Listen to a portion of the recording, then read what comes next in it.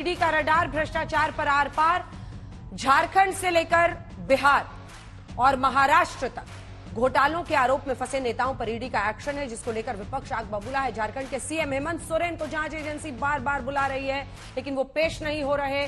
दिल्ली स्थित उनके आवास पर जांच एजेंसी पहुंचती है, वो गायब हो जाते हैं, कई घंटों तक गायब रहते हैं। उन्हें लग रहा है कि उन पर गिरफ्तारी की तलवार लटक रही है, इसलिए झारखंड में मुख्यमंत्री बदलने की भी सुगबुगाहट है।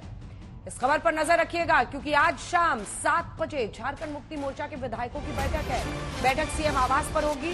सुबह भी हेमंत सोरेन मंत्रियों से मिलकर बातचीत कर चुके हैं, अन्य विधायकों से बातचीत कर चुके हैं, जिसमें माना यह जा रहा है कि रणनीति आगे की बनाई जा रही है। अगर परिस्थितियां ऐसी बनती हैं जिसमें सूबे में अगर हेमंत सोरेन की गिरफ्तारी होती है, तब फिर एक्शन प्लान क्या हो, इन सब पर चर्चा हो रही है। आपको बता दें कि फिलहाल जो खबर आ रही है वो यही है कि झारखंड में स्थिति नाजुक बनी हुई है। हेमंत सोरेन और उनकी पार्टी सोच रही है कि ऐसे में क्या किया जाए।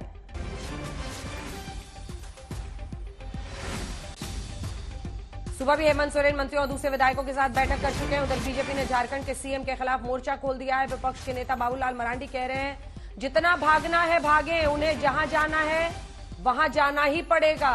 उनका इशारा जेल की तरफ है। बाबूलाल मरांडी ने कहा कि बीजेपी आंदोलन करेगी, हेमंत सोरेन को सही जगह पहुंचा के मानेगी। झारखंड के पड़ोसी राज्य बिहार में भी आपको पता ही है, सियासी हाहाकार मचा हुआ है। तो झारखंड की पूरी खबर हमने आपको दे दी।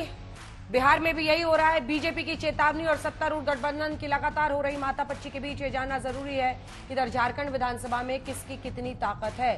झारखंड में इंडिया गठबंधन के कुल 48 विधायक हैं, जेएमएम के 29 हैं, कांग्रेस के 17, लेफ्ट और आरजेडी के एक विधायक हैं।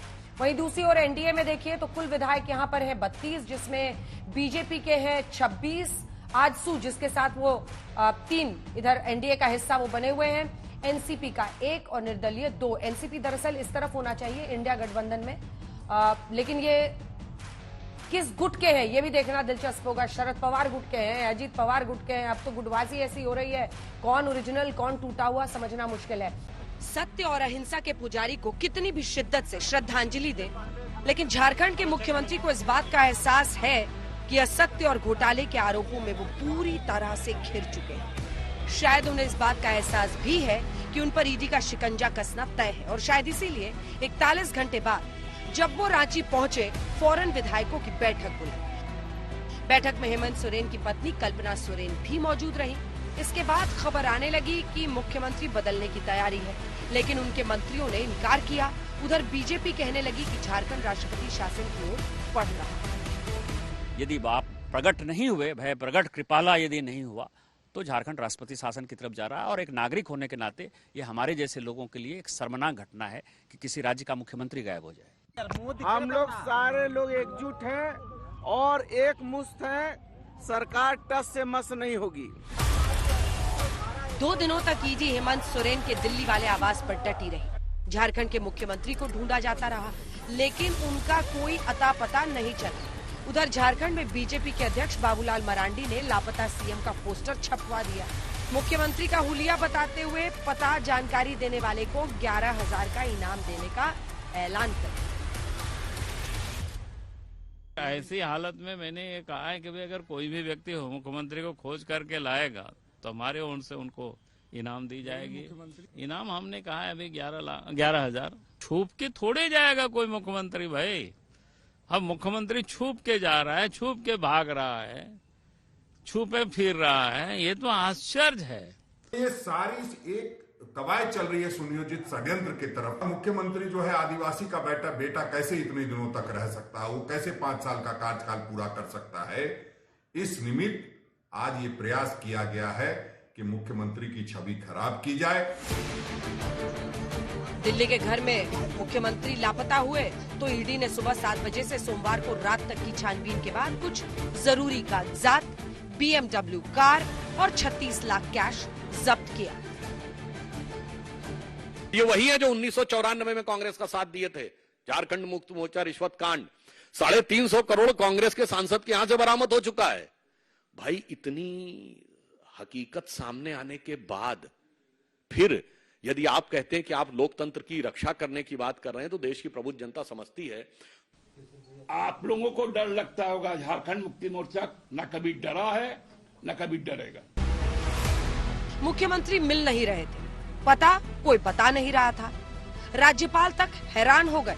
सीएम की जानकारी लेने के लिए उन्होंने राज्य के चीफ सेक्रेटरी और डीजीपी को गवर्नर हाउस बुला लिया। Like you, we are also waiting for the CM's response. Nobody is above the law. I'm repeatedly telling you. We have to work within the Constitution.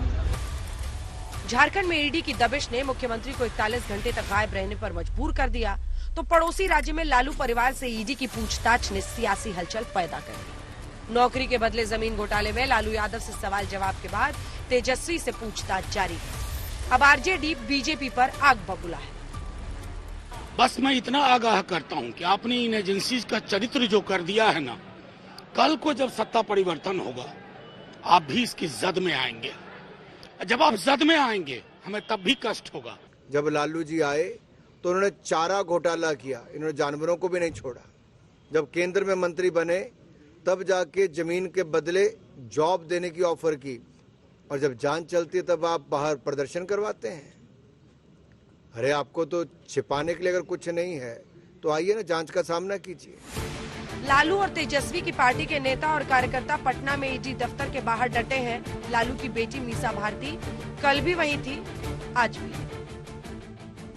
जिस तरह से 2024 को लेकर के हमारे देश के प्रधानमंत्री जी डरे हुए हैं और देश के जितनी भी विपक्ष पार्टियां हैं, दल है, उनके नेताओं को इसी तरह से डराने की कोशिश की जा रही है, लेकिन हम लोग डरने वाले नहीं हैं। इसका खामियाजा मुझे लगता है कि भारतीय जनता पार्टी को और खास तौर पे प्रधानमंत्री को 2024 में भुगतना पड़ेगा। लालू प्रसाद जी जब मुख्यमंत्री रहे तो चारा खा गए, और जब रेल मंत्री हुए तो बच्चों की नौकरी खा गए, तो इसका जांच तो होगा ना।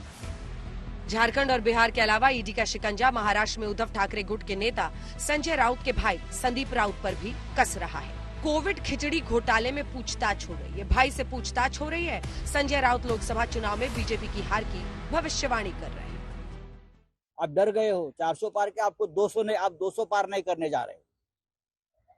400 पार की बात छोड़ दो, आपको 200 पार करने की आपकी औकात नहीं है, इसलिए आप ये सब करके आपका जुगाड़ जो है बहुमत का आप करना चाहते हो, लेकिन नहीं होगा। आप हारने जा रहे हो, आपको राम भी नहीं बचा रहा है। गाय का चारा भी खा जाता है, उसकी ईडी तो जिंदगी भर उसके पीछे लगी रहेगी। ऐसे भ्रष्टाचारियों को तो कभी भी चैन नहीं मिलेगा। कार्रवाई भ्रष्टाचार के खिलाफ हो रही है, लेकिन हंगामा सियासी है। एक तरफ एजेंसी के एक्शन की दलील है, तो दूसरी ओर एजेंसी की सियासी हथियार बनाने का आरोप है। आज तक ब्यूरो।